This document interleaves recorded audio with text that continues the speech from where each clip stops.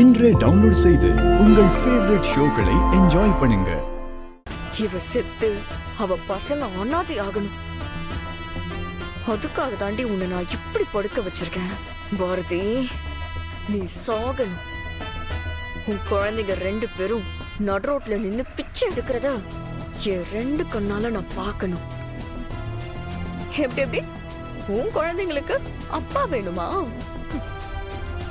அது நான் உயிரோட இருக்கிற வரைக்கும் நடக்காதுடி. ஆதி வேணுமா உனக்கு? இது தாண்டி உன் விதி. என்ன நடந்துச்சுன்னு தெரியாமலே போய் சேர போற. பாரதி எனக்கு ஃபோன் பண்ணியிருக்காங்க. இவங்க நார்மலா இத்தனை தடவை ஃபோன் பண்ண மாட்டாங்களே. ஒரு தடவை ஃபோன் எடுக்கலைன்னா நானும் திரும்ப கூப்பிடுற வரைக்கும் டிஸ்டர்ப் பண்ண மாட்டாங்க.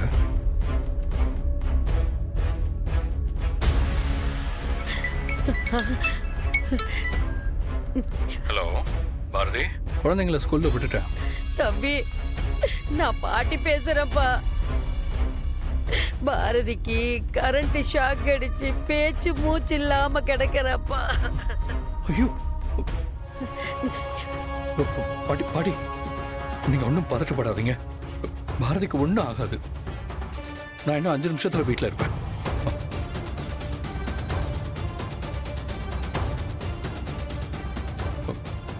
ஹலோ டாக்டர், நான் ஆதி பேசுறேன்.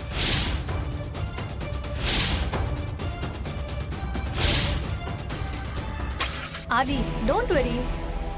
பாரதியோட ஹார்ட் பீட், பல்ஸ் எல்லாமே நார்மலா தான் இருக்கு. ஆக்சிஜன் கூட நார்மலா தான் இருக்கு. நீங்க பயப்படுற அளவுக்கு எதுவுமே இல்ல. அவங்க கரண்ட் ஷாக் அடிச்சதுல தான் மயக்கமாயிருக்காங்க. அவங்க மயக்கம் தெளிஞ்சிரும்.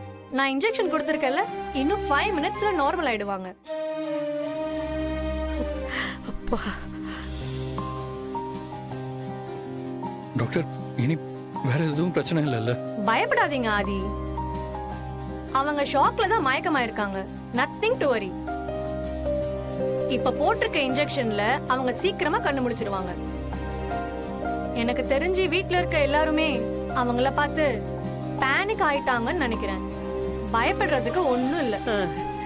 இந்த மாதிரி ஷாக் அடிக்கிறப்போ கார்டியாக் அரெஸ்ட் ஆகுறதும் பேரலைஸ்டு வர்றதுக்கும் நிறைய சான்சஸ் இருக்கு. God's grace. பாரதிக்கு அப்படி எதுவும் இல்ல. She is lucky.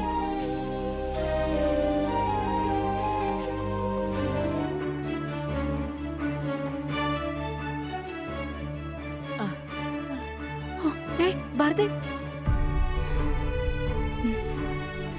பாரதி, மெதுவா பாத்து பாரதி. எந்திரிங்க, பொறுமையா உட்காரு. அப்படி பாரதி,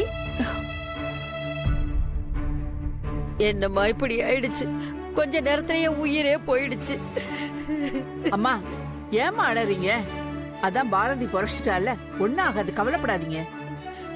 ஓகே ஆதி, இனி எந்த பிரச்சனையும் இல்ல. நான் இப்போ சில மெடிசன்ஸ் எழுதி கொடுக்கறேன்.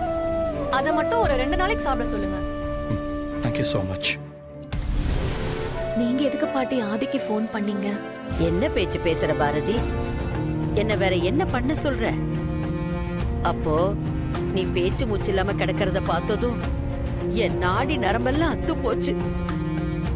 அந்த மித்ரா வேற ஆம்புலன்ஸ் வருது ஆம்புலன்ஸ் வருதுன்னு சொல்லிக்கிட்டே இருக்கா. ஆனா வந்த பாடி இல்ல.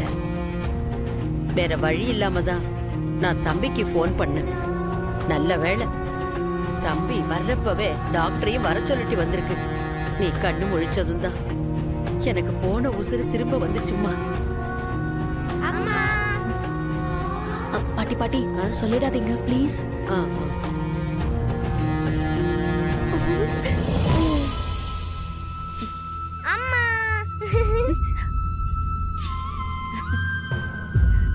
அம்மா, நான் எப்ப கட்டி பிடிச்சாலும் நீ என்ன கட்டி பிடிச்சி எனக்கு ஒரு முத்து கொடுப்ப. இப்போ ஒரு மாதிரி டல்லா இருக்கியே, ஏமா? ஆமாம்மா, ஏமா ஒரு மாதிரி டல்லா இருக்க? பாரதி, பாத்தியா?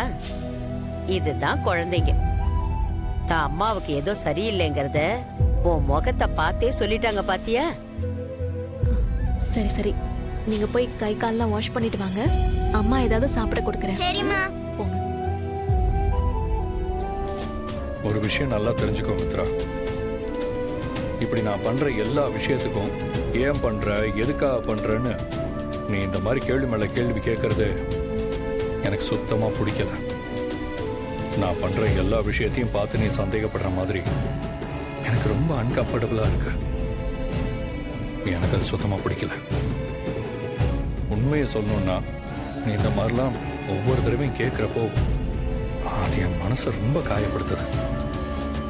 இதெல்லாம் உங்ககிட்ட சொல்லி சங்கடப்படுத்த வேண்டான்னு தான் நான் இவ்வளோ நாள் பேசாமல் இருந்தேன். பட் நீ என்னடானா எல்லா விஷயத்துக்கும் கொஞ்சம் கூட ஃப்ரீடம் கொடுக்காம இருக்கிறது எனக்கு ஒரு மாதிரி ஹர்ட் ஆகுது. ஐயோ ஆதி, என்ன நீ இப்படி எல்லாம் பேசுற? நான் உன்கிட்ட ரொம்ப சாதாரணமா தான் கேட்டேன். உன்னை சந்தேகம்லாம் படல. உண்மையை சொல்லணும்னா நிறைய நேரங்கள்ல நான் என்னை விட உன்னதான் ரொம்ப நம்புறேன். எனக்கு நீ உடம்பு சரியில்லைன்னு சொல்லிட்டு ஸ்கூலுக்கு போயிருக்கேன்னு தெரிஞ்சதும் என்கிட்ட ஒரு வார்த்தை சொல்லிட்டு போயிருக்கலாமேன்னு தோணுச்சு. மத்தபடி ஒண்ணும் இல்ல. அதையே நீ சந்தேகம் அது இதுன்னு பெரிய பெரிய வார்த்தையெல்லாம் சொல்லி பேசுற. உன்னை சந்தேகப்பட்டா என்ன சந்தேகப்படுற மாதிரி அந்த தப்ப நான் என்னைக்குமே பண்ண மாட்டேன். நீ என்கிட்ட சொல்லிட்டு போயிருந்தேன்னா நான் கொஞ்சம் ரிலாக்ஸ்டா இருந்திருப்பேன். அத வேற ஒருத்தர் என்கிட்ட சொல்லவே தான் நான் கொஞ்சம் டென்ஷன் ஆயிட்டேன். நம்ம ரெண்டு பேரும் ஒருத்தருக்கு ஒருத்தர் உண்மையா இருக்கணும்னு நினைக்கிறேன். அவ்வளவுதான். இப்ப மட்டும் இல்லாதி எப்பவுமே நம்ம இதே மாதிரி அண்டர்ஸ்டாண்டிங் கப்பலா இருக்கணுங்கிறது தான் என்னோட ஆசை. மித்ரா, ஒரு முக்கியமான கால். நான் பேசிட்டு வந்துடுறேன். ஹலோ. யா, உட்காருங்க உட்காருங்க. பரவாயில்ல. என்ன பாட்டி, எப்படி இருக்கீங்க? உங்களுக்கு பரவாயில்லையா? நல்லாதான் இருக்கா தம்பி.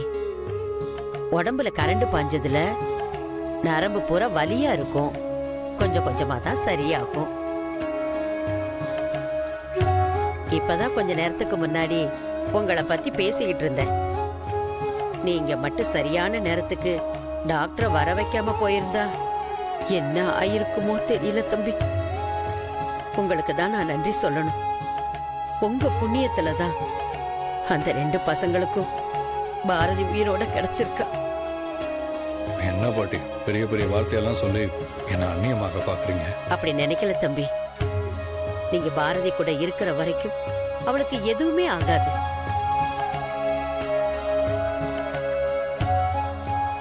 இது எந்த ஜென்மத்துல விட்ட குறை தொட்ட குறைன்னு தெரியல. நீங்க பாரதிக்கு எந்த தப்பும் நடக்க விடாம பாத்துக்கிறீங்க.